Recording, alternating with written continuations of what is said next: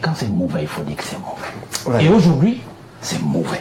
Et on dit c'est mauvais. Parce qu'en fait, le président de la République n'a plus la force. Il faut que ceux qui sont dans son parti... Ça se voit, non? Le lui concèdent. Qu'ils avouent, qu'ils reconnaissent que le président... On lui demande plus de sautiller partout. Vous comprenez? Il n'en a plus la force. Mais tout ce qu'on lui demande, c'est par exemple, même s'il est assis au village, comme à l'heure actuelle là, il signe au moins un gouvernement, il rafraîchit le gouvernement. Pour que ceux qui ont fait des scandales depuis 2019, au moins que le peuple sache que son président est présent. Et qu'il peut châtier ceux qui s'amusent avec la fortune publique. Vous comprenez? On a quelques exemples, notamment avec le Covid-Gate, le Covid-Gate, oui. Vous signez un décret de remaniement, vous n'avez pas besoin d'aller courir au stade omnisport, ou à Olympe, ou à Bepanda, ou ici, on est à Japon. Vous comprenez? C'est un stylo. D'ailleurs, ici, des arrêtés, des décrets chaque semaine. Pour nommer des gens, pour faire autre chose sauf remaniement. Vous comprenez? Est-ce qu'on a besoin... Quand on est celui qui connaît tout, celui qui connaît le Cameroun, celui qui doit encore être là, est-ce qu'on peut justifier cela? Merci. Des personnes. Non, je finis. Oui. Le Conseil national, quoi là, vous appelez comment? La communication. Non, la magistrature. Conseil supérieur de la magistrature. Oui, donc il en est. Tous les membres sont des yeux. Il y a encore une semaine, on en parlait. C'est-à-dire que les mandats étaient arrivés à échéance. Tous. Donc c'est une structure désormais terminée. On ne peut plus rien faire. Les enfants sont au quartier, les magistrats sont au quartier depuis 4 promotions. Ils sont là, ils vadrouillent. Vous voyez comment vous allez former? Vous dites donc qu'il faut former la jeunesse. Quelle est la jeunesse que vous voulez former en la clochardant? Vous comprenez? C'est ça le véritable souci. Est-ce qu'on peut penser qu'il a vraiment de bonnes intentions envers la jeunesse? Parce que quand on dit jeunesse, moi je vois, il dit jeunesse. D'ailleurs, chez eux, je crois que le président des OJ, ils ont des 70 ans, les 65 ans. Et lui, il est sur le plateau, il dit non, il faut que ça reste. Parce qu'il est responsable. Alors, je sors en disant que, M. Ngoti, cette jeunesse-là, quand nous parlons de jeunesse, ce n'est pas une affaire d'âge, c'est une affaire de renouvellement. C'est une affaire de renouvellement. Parce qu'un acte que vous posez, pour déplacer un pion et en mettre un autre, vous avez renouvelé, vous avez rajeuni. Vous comprenez? Maintenant, on peut être un individu de 92 ans et travailler comme un monsieur de 25 ans. Vous comprenez? Vous n'avez pas besoin de courir au stade Japoma, comme je l'ai dit. S'il rafraîchissait son gouvernement au moins tous les 2-3 ans, on voyait que quelqu'un a pris l'argent de l'État la semaine dernière, la semaine d'après, on l'a pris, on l'a amené devant le juge. Mais ça, c'est de la jeunesse, ça, dans le travail. Vous comprenez? Il ne s'agit pas d'âge, forcément. Donc, je voudrais que la jeunesse comprenne aujourd'hui que nous respectons les aînés. D'ailleurs, ça a toujours été mon discours. Parce que je pense toujours que si le Cameroun tombe aujourd'hui, nous sommes les plus grands perdants. Hein. Si on entre en guerre, dans une guerre civile, ou je ne sais pas moi, nous sommes les grands perdants parce que nous n'avons pas d'argent. Moi, je n'ai pas deux patries. Et d'ailleurs, ceux qui font de la moto, ainsi de suite, n'ont pas deux patries. C'est nous qui allons subir.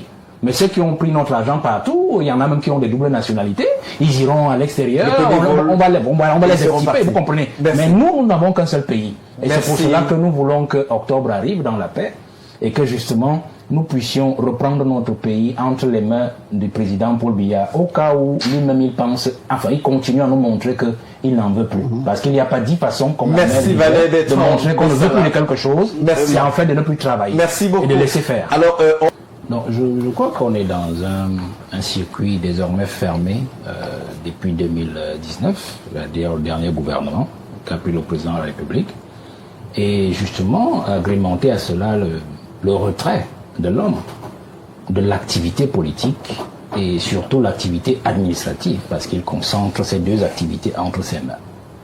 Et comme j'ai eu l'habitude de le dire toutes ces années, il a installé le pays dans un pourrissement total. C'est-à-dire qu'en se retirant de la scène politique et administrative, il a laissé faire tous ses collaborateurs. Donc tous les désordres dans le gouvernement auxquels on a assisté, on ne revient plus dessus. Les ministres qui se marchent dessus, le Premier ministre dont la parole n'est plus vraiment... Mais alors, on est arrivé dans un niveau où ses alliés aussi réfléchissent. Ils se posent bien des questions claires. Quel est leur avenir pour 2025 ? Et sur le fondement de ce que nous avons déjà évoqué ici, et sur lequel on peut continuer, c'est-à-dire que le président aussi est fatigué. Notre allié, je pense pour l'UNDP, c'est depuis 1997, Pour le FSNC, je ne sais pas, ou c'est depuis 2009, ou je ne sais pas quand ils ont, tout à fait, ils ont baptisé. Vous voyez? Mais ça date quand même de dizaines d'années pour les alliances. Vous voyez?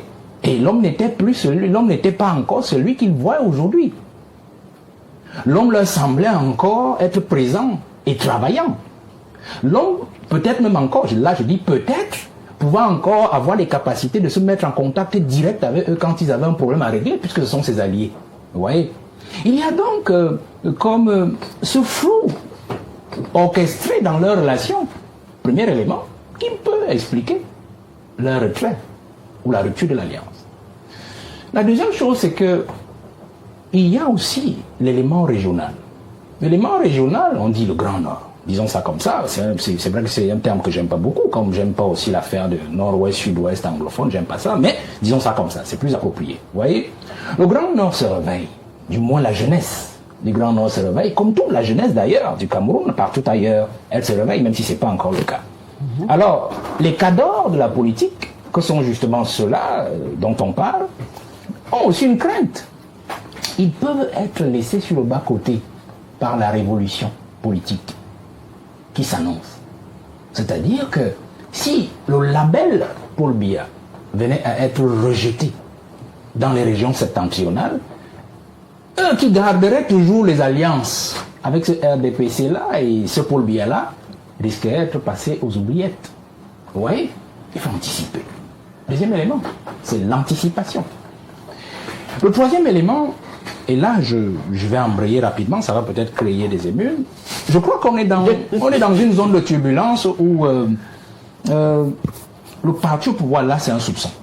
Là c'est un soupçon, serait à la manœuvre aussi pour diluer cet élan de relâchement ou de détachement des régions septentrionales du parti au pouvoir en général et de l'Ombie en particulier. J'explique. Vous savez, le peu de temps que j'ai passé dans ces zones, dans mes fonctions, a montré que nous avons là-bas des ethnies, des cultures. Et vous avez le Peul qu'Aïdjo a toujours mis, là je parle sous le contrôle de Mme Ekoué, a toujours mis en avant, politiquement. C'est-à-dire que vous avez des chefferies où même lorsque l'essentiel de la population est non Peul et non musulmane, vous aurez toujours un lamido qui sera toujours Peul et musulman. Généralement c'est ça là-bas. Et donc ils ont eu le pouvoir politique. L'homme Peul a eu le pouvoir politique là-bas, tout le temps d'Aïdjo. C'est vrai qu'il lui aussi il avait son maille à partir avec eux. Il en a déporté même certains, Lamibé, dans des prisons, juste pour essayer d'aérer la zone. Vous voyez? Et donc, quand on voit le combat là-bas aujourd'hui, c'est... Vous vous rendez compte que le mouvement de 10 millions de nordistes a pris de l'ampleur au sein de cette population. Et il y a donc comme une strate qui est en train de se sédimenter, une strate de révolution qui est en train de se sédimenter dans ces trois régions contre le parti au pouvoir et contre le régime. Et donc, ces gens-là, quand il dit ces gens-là, c'est le président de l'UNDP, le président du FSNC, en bon opportuniste, ils entrent dans la faille. Ils entrent dans la faille pour faire quoi? Et là, j'ai dit, je suis dans un soupçon de manipulation pour récupérer cette révolution. Je donne un seul indice. J'ai vu certains membres de l'opposition se réjouir des démissions. Moi, je suis d'accord. Si ça, j'ai vu même l'écrit de l'un d'eux qui dit ça contribue à renforcer les fissures sur le mur RDPC. D'accord. Mais un seul indice, pourquoi pour moi ça ne me dit pas grand-chose, et au contraire nous devons le craindre, c'est que tous sont candidats.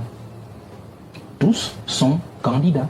Pourtant ils ont des appareils les plus en force, les plus proéminents de cette zone. Quand vous dites l'UNDP, c'est un poids politique. Oui. Quand vous dites le FSNC depuis la dernière élection, c'est aussi un poids politique. Pratiquement la troisième force politique de là. Voilà, on peut enlever l'ANDP, le MDR, qui sont restés accrochés à la mamelle du pouvoir. Mais ces deux-là, alors on aurait voulu comme indicateur qu'il y ait une coalition. Non, l'indicateur qui pouvait nous montrer que ces deux leaders, justement, sont là pour aider le Cameroun en général et la jeunesse de cette zone-là à se détacher, à se mouvoir pour le changement, c'était par exemple qui ne se représente pas. Moi je le dis comme ça, comme clairement. C'est-à-dire que un Bello Boubaki aurait dit peut-être hier, c'était hier. On l'attendait avec beaucoup d'émotion. Le moment venu, l'UNDP présentera son candidat. Ça nous aurait laissé croire qu'en fait, il peut laisser un souffle nouveau. Ça peut ne pas, et moi je ne parle pas d'une question de jeunesse, ça peut être une autre figure qu'il aurait pu positionner comme candidat. Mais on comprend qu'en fait, il a décidé du changement. Lui aussi, le monsieur, à peine vous démissionnez et vous dites « Je suis candidat ». Je fais fi des contestations au sein du parti sur le « je suis candidat » qui ne respecte pas les textes du parti. Vous comprenez? Mais ces deux éléments nous montrent qu'effectivement, il y a un souci, M. Ngoti. C'est-à-dire qu'on se serait attendu à ce que ces aînés-là acceptent quand même qu'ils ont travaillé avec le président Paul Biya en bon bout. Ils ont assumé ses résultats. Son bilan, qu'il soit positif, qu'il soit négatif.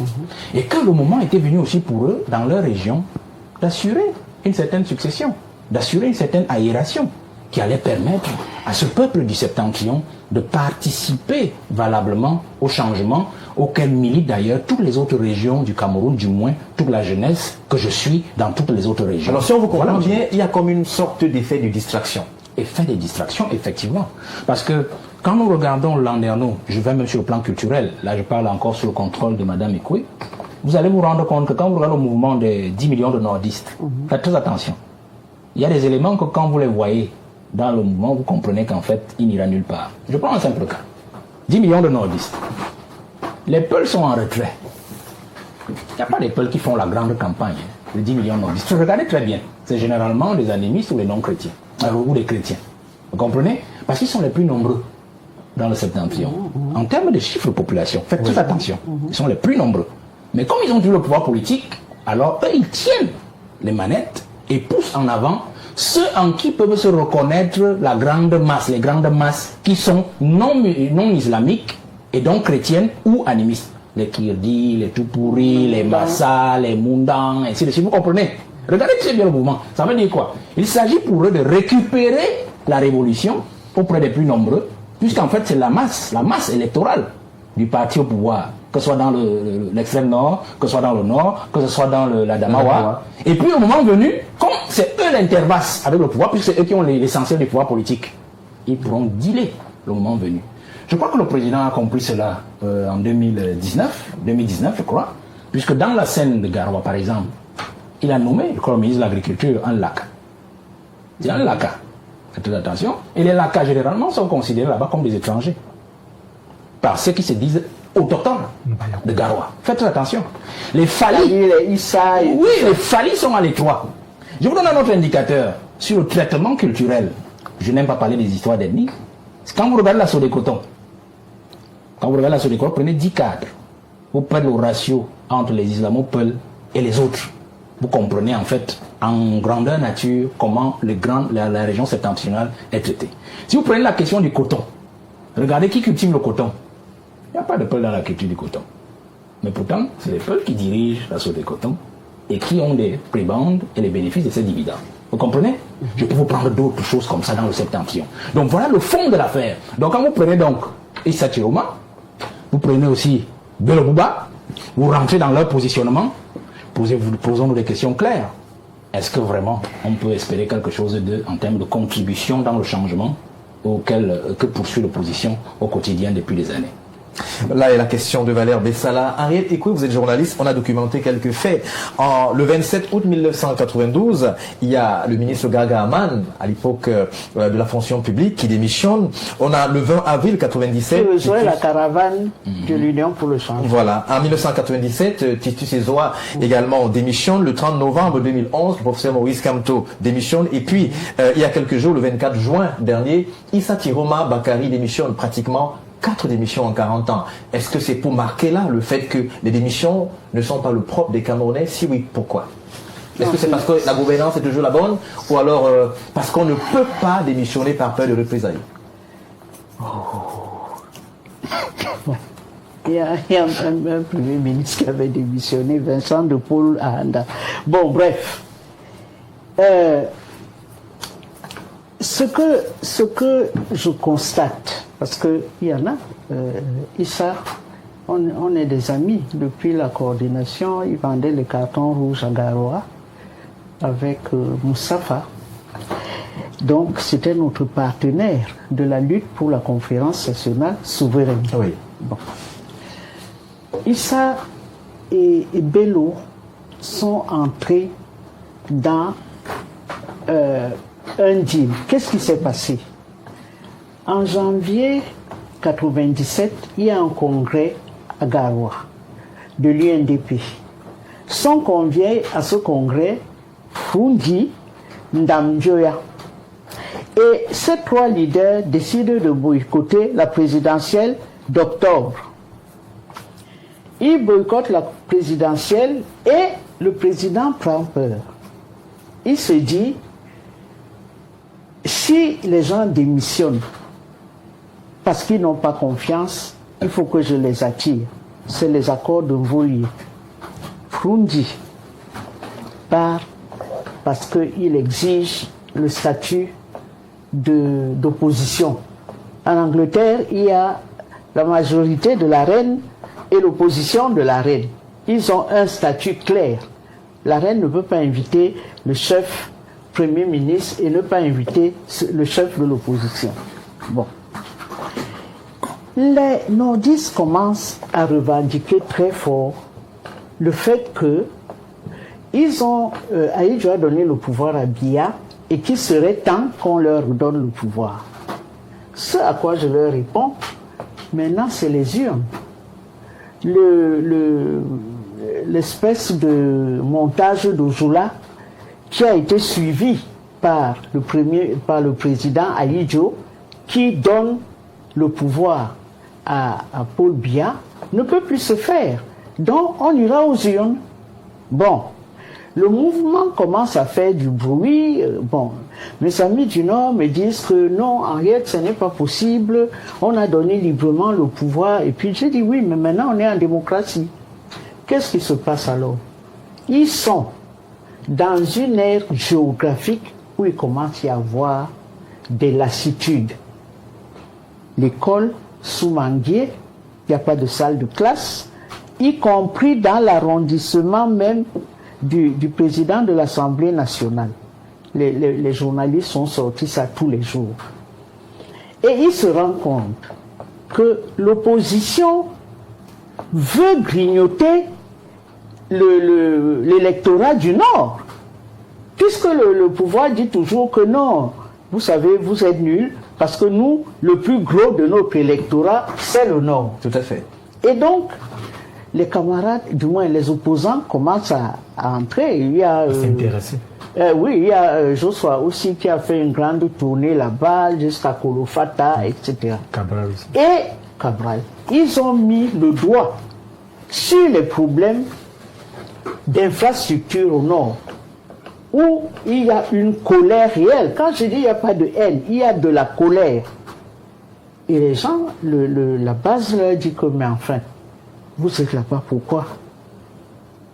Ce à quoi mes amis qui sont là-bas répondent, quand je les interroge, ils me disent non, on a fait une alliance avec un parti qui s'appelle le RDPC. Et le président, il ne nous voit plus. On n'a plus accès au président. Quand tu n'as plus accès au président, et c'est Ngongo qui devient ton partenaire, ils disent que mais on n'a pas fait une alliance avec Ngongo. Ngongo sort d'où pour nous parler. Vous savez ce qui s'est passé au Nord. Tout à fait. Bon, donc... Est-ce que c'est Biya qui est sur les réseaux sociaux ou c'est son nom? Je crois que vous avez déjà la réponse. On ne lui connaît pas le téléphone. Et donc, sur ce point, Biya, vous dites que c'est lui qui communique. Je crois qu'on vient de régler la question.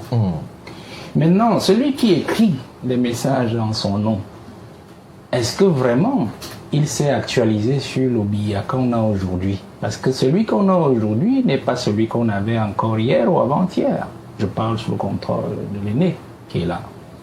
C'est un monsieur qui est déjà parti dans une autre sphère. Dans une autre sphère, il n'est même plus avec nous. Donc quand vous lui parlez d'un tweet sur les réseaux sociaux, je me demande bien s'il comprend même ce que c'est. Parce que c'est ça le véritable souci aujourd'hui. Tout à fait. Vous voyez? J'écoute. Voilà. Donc le président, il nous a habitués à la méthode d'Ahidjo, c'est-à-dire que le président communique 2 fois l'an. C'est-à-dire le 31 décembre de l'année Et le 10 février. et le 10 février de l'année. Vous voyez? Les réseaux sociaux sont arrivés, je crois, il y a à peine 10 ans chez nous, à peine 10 ans, quand je résume un peu la venue de l'Android. On avait eu de l'Android, c'est à peine 10 ans vraiment pour voir l'effervescence des jeunes et tout ça. C'était là avant, mais c'était pas comme ça. Vous voyez? Alors, allons dans les messages pour aller dans la preuve. Alors, il y a des messages qui parfois sont signés des rappels de discours passés du président. Tout à fait, comme celui que nous avons sous les yeux actuellement. Des multiples changements continuent de menacer, des multiples dangers, pardon, continuent de menacer nos démocraties. À nous de la protéger contre les excès et les écueils de toute nature, notamment les fanatismes, l'intolérance, l'exacerbation du tribalisme et le régionalisme. C'est un discours, un extrait de 1992, c'était exactement le 3 novembre. Très bien. Il y a donc aussi des extraits qui n'ont aucune base de référence. C'est-à-dire qu'ils sont tirés de nulle part. Si vous faites, vous qui avez nous adoré le sujet, vous avez dû remarquer qu'il y a des extraits qu'on plaque et qu'on colle à Bia qui n'ont rien à voir avec aucun de ces discours. On peut se dire que ça fait partie de la nouveauté. C'est-à-dire que c'est quelque chose de nouveau. Et puis il a pensé qu'il fallait être en harmonie ou encore en phase avec l'air de son temps. On ne pouvait plus dire qu'il a pensé. Nous sommes déjà sur le fait que c'est pas lui. Alors je vais donc sur la preuve pour vous dire que les messages qui ne sont pas tirés de ces discours, qui les choisit? Qui les pense? Du moment où nous savons qu'en fait ce n'est pas lui. Alors, si vous parlez des discours, moi je vais vous dire une chose, c'est que ce sont des messages qui sont complètement tirés sur le cheveu. On comprend que le président, à travers le discours du 10 février, il a effectivement senti que la jeunesse était en train de glisser vers le camp d'en face. Tout le discours, on a senti même vers la fin, où il prévenait les jeunes de ne pas céder aux sirènes, aux ceci, aux cela. On comprend bien que c'est conseillé pour faire bonne figure et pour sauver la manne qui est la leur de travailler auprès du président de la République, ont décidé de l'introduire dans ce carnaval numérique. Je peux encore vous rappeler une chose, puisque je vous disais, nous sommes d'accord que ce n'est pas lui qui écrit. Alors, vous vous souvenez, l'année dernière, je crois en fin d'année, un message où il s'est mué en félicitations à une jeune dame. En félicitations à une jeune dame qui est la fille d'un de ses collaborateurs qui lui-même est censé gérer les comptes numériques du président de la République. Vous vous en souvenez, non? Vous voulez encore quoi, M. Ngoti? Que je vous dise que le président ne s'intéresse pas au peuple camerounais, qu'il s'en moque? C'est ça que je dois vous dire. Parce qu'en fait, dans un pays normal, les sanctions seraient tombées. Parce qu'en fait, qui devrait sanctionner le compte numérique du président de la République est un peu comme son discours, c'est-à-dire les éléments de discours qu'il donne à la nation, c'est-à-dire c'est un compte souverain. On ne s'y introduit pas n'importe comment. C'est lui qui gère ce compte-là, reçoit un message et le transcrit, le transpose et l'envoie à la cible. Vous comprenez? Oui. Alors quand il prend de sa propre initiative d'introduire un message individuel qui concerne en fait sa propre progéniture, vous comprenez que notre pays n'est plus debout. Comprenez? Parce que j'ai vu aussi un message où on dit qu'il a écrit que le pays est debout. Le pays n'est plus debout. Ça veut dire que le président est couché. Et quand le président est couché, l'élu des élus est couché, ça veut dire que tout le peuple camerounais est couché et le Cameroun est à terre. Donc je sors en disant que... Non, c'est vous qui avez posé le sujet. Vraiment, c'est vous qui avez posé le sujet. Je pense que je parle avec des faits. Oui, tout à fait. On vous écoute très bien. On vous écoute très Donc, bien. je sors en disant que M. Ngoti, le président n'a que des intérêts des Camerounais. Pour moi, il est déjà parti. Tout ce que la jeunesse doit comprendre aujourd'hui, c'est qu'elle doit prendre son destin en main. Suivre encore les aînés qui peuvent encore servir d'exemple et trouver le chemin pour octobre pour que on aide le président à laisser reposer. On n'a rien contre la vieillesse. Vous savez, nous prions même pour nous autres d'atteindre cet âge-là. Notre mère est là à côté. Je ne suis pas sûr d'atteindre son âge, vous voyez. Mais il y a un niveau de service du peuple qui nécessite encore quand même une certaine énergie, un certain dynamisme, une certaine présence, une certaine acuité et surtout un certain amour de l'autre. Parce que quand on aime l'autre, surtout quand on est un président de la République, le premier indice de l'amour quand on est un chef, c'est de reconnaître qu'on est fatigué, qu'on est paumé et de laisser la place à quelqu'un d'autre de plus vivace pour qu'il puisse continuer la barque. Pourquoi? Parce qu'on décide qu'on va faire la démocratie. Quand les élections s'annoncent, on sort les arbres de la paix. On fait des marches. Oh, la paix est menacée. Qu'est-ce qui menace la paix? Simplement, on veut dire aux gens que si jamais vous revendiquez une victoire, on sort l'armée des casernes. Parce que c'est ça, cette démocratie. Elle est tenue par les forces armées. Dès que les gens descendent dans la rue, on sort l'armée des casernes et on tue. Donc chaque fois, en 2004, on a sorti des chars d'assaut à Douala. Qu'est-ce qui se passe? Le gouverneur, non, le préfet dit aux gens d'aller faire les provisions. On met un sentiment de peur. Et le jour de l'élection de 2004, c'était comme si Douala était une ville morte. On sort les chars d'assaut. Est-ce que c'est une stratégie d'influence? Non, c'est-à-dire que depuis qu'on est dans la démocratie, donc, et que le parti au pouvoir sait qu'il va perdre, vous arrivez au pouvoir. Le président précédent dit que les caisses sont pleines. Vous confirmez que les caisses sont pleines. 2 jours après, le FMI est arrivé, on n'a plus à manger, il n'y a plus de bourse, on chasse les gens des boulots, on ferme les entreprises, etc. Ça a été dû, je ne sais pas, ce qui s'est passé dans les années 80-90. Et si l'opposition a eu du succès, c'est à cause du FMI et de la Banque mondiale. Où toute l'opposition, tous les leaders ont convergé vers l'opposition. Pourquoi? Parce qu'il y a eu des détournements massifs. Les gens qui ont fait le coup d'État, leur déclaration, ça a été qu'à l'allure où va le pays, on sera bientôt dans un gouffre. Et ça n'a pas loupé. On ne sort plus du FMI. On veut acheter une brouette, on court au FMI. On va acheter je ne sais pas quoi, on court au FMI. On fait des emprunts à gauche, à droite. Où en est la dette? Et on a endetté toutes les générations qui vont suivre. Et quand on prend de l'argent, les ministres détournent de l'argent. Ils mettent ça dans leur poche. Et on dit que non, il faut éduquer les populations. À quoi? Pourquoi on n'a pas éduqué les ministres qui détournaient? Le président a dit, désormais, on va faire la rigueur et la moralité. Tout à fait. Et ça n'a pas été suivi du fait de ces ministres. Donc quand les jeunes veulent parler, on a fermé l'université aux jeunes parlementaires, on les a chassés, parfois en refusant même de leur donner leur diplôme. Donc quand on dit ici qu'il faut continuer le boulot, il faut former les jeunes, vous les formez à quoi? Les jeunes ont une conscience politique. Et quand les gens faisaient les villes mortes, d'accord, les leaders étaient là, mais ce sont les jeunes qui posaient les barricades.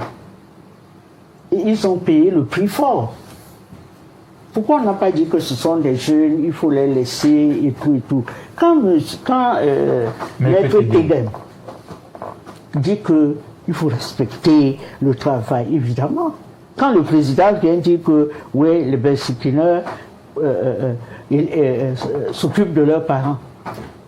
Quand tu as une licence, tu as fait la licence pour être Bensikineur.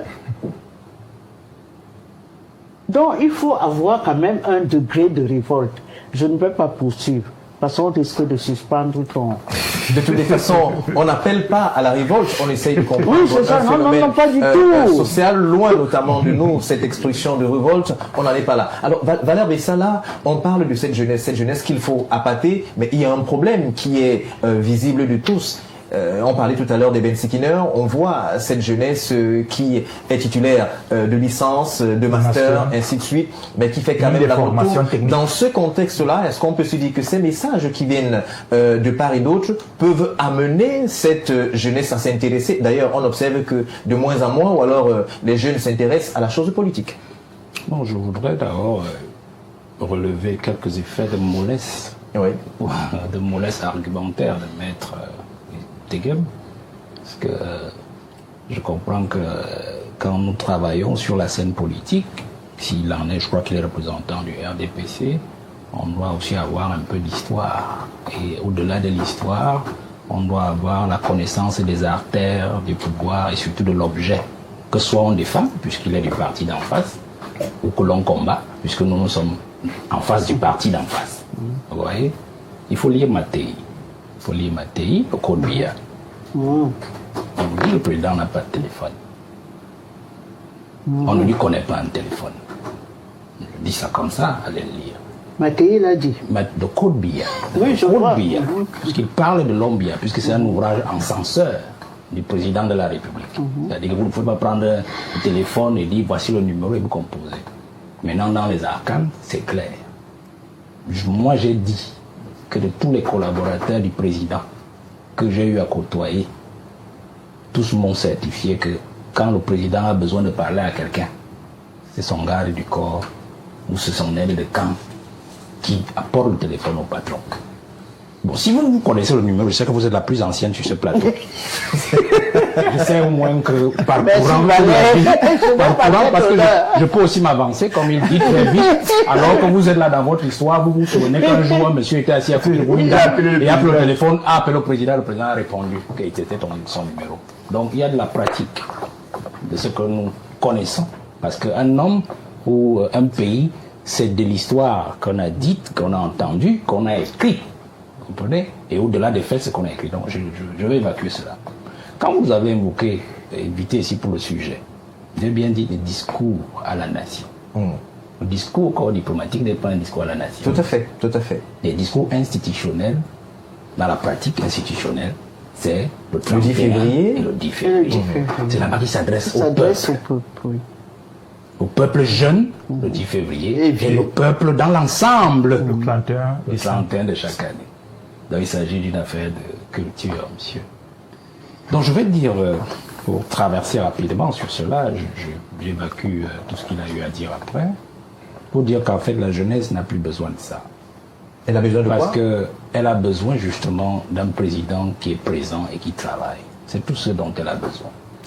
La jeunesse ne veut pas savoir s'il a traversé l'histoire, s'il connaît l'histoire, s'il est le seul. D'ailleurs, le dire de sa bouche que le président est le seul aujourd'hui qui est capable.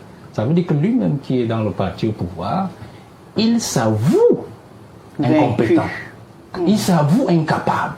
Ça veut dire que le chef du RDPC, qui est son chef à lui, n'a pas pu faire de lui un homme capable de lui succéder. Parce que la première capacité d'un chef, c'est de former ses successeurs. Voilà. Il n'y a pas de bon maître sans disciple. Il n'y a pas de bon maître sans disciple. Si un disciple vient sur le voie et dit qu'il n'y a que son chef qui, depuis 63 années, au sommet de la haute administration de l'État, 43 années comme président de la République, qui peut encore faire à cette année-ci, à 92 ans, il a un problème. Et je sais qu'il parle comme tous ceux qui sont de son parti. Donc en fait, il représente ces gens-là, qui nous maintiennent dans cette misère, pour nous dire qu'en fait, l'homme providentiel ne devrait pas disparaître. Il doit toujours rester au même endroit. Ils vont faire comme que tout aille mal ou tout aille en pire. Voilà le discours qu'on nous vend aujourd'hui. Alors, il dit les tweets. Quand vous parlez des tweets, qui tweet donc? Est-ce que vous avez donc vu dans les tweets du président une actualité particulière? Prenons donc les tweets, puisque vous dites que c'est le président qui parle. Le président, quand lui, il entre dans l'actualité, il faut aussi le lui rappeler. C'est pour écrire à un homologue à l'extérieur, dont le pays fête par exemple son année d'indépendance ou la fête nationale. Ou une catastrophe naturelle. Une catastrophe, comme en Turquie, on a eu à donner 700 millions à la Turquie, je crois, il y a 7 ans. Tout à fait. Vous comprenez? combien? Quand il entre dans l'actualité, oui, on avait donné, on avait envoyé à la Turquie 700 millions, je crois qu'il y avait eu une catastrophe, je crois. Exact, c'est exact. Quelque chose. C'est exact. 500 millions. Donc vous voyez, alors dans ces tweets, il n'était pas au courant de l'éboulement de la falaise de Tchang.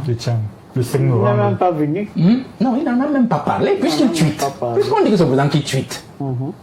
Il n'était pas au courant de cette affaire, M. Ngoti. Même les Vous voyez? inondations. les inondations de l'extrême nord l'année dernière encore. Et je crois même qu'il y a un pays qui nous a envoyé l'Inde.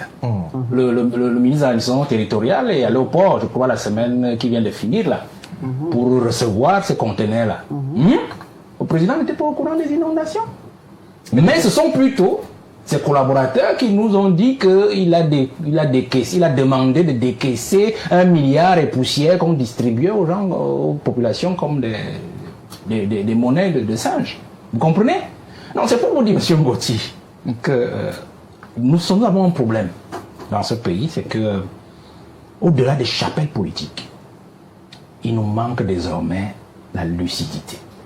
Ce n'est pas parce que je défends une cause que je dois être injuste avec la vraie cause. Comprenez?